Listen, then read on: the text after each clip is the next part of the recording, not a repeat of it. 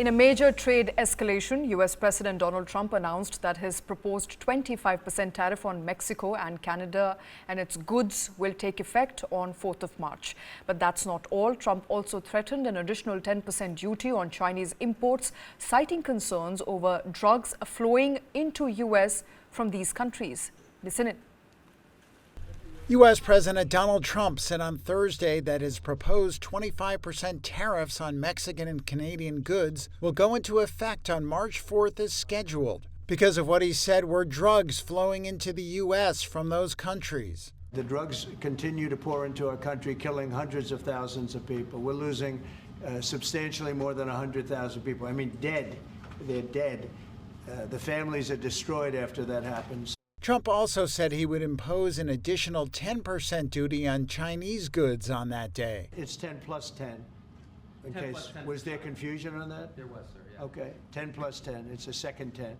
Canadian and Mexican officials were due to meet with Trump administration counterparts in Washington on Thursday and Friday to try to forestall the tariffs, which could deal a serious blow to a highly integrated North American economy. Here's Mexican President Claudia Sheinbaum. The goal is to protect the trade treaty between Mexico, the U.S., and Canada, and within this frame, see what actions to take to strengthen the three economies. So Mexican ministers in Washington have studied the matters thoroughly, and there have been previous discussions. So I hope we can reach an agreement, and on March 4th we can announce another thing. Meanwhile, Canadian Prime Minister Justin Trudeau said his country will have an immediate and extremely strong response if the U.S. imposes tariffs next week. We will continue to do that work and do everything necessary to avoid these tariffs coming in. But like I said, if on Tuesday there are unjustified tariffs brought in on Canada, we will have an immediate and extremely strong response, as Canadians expect.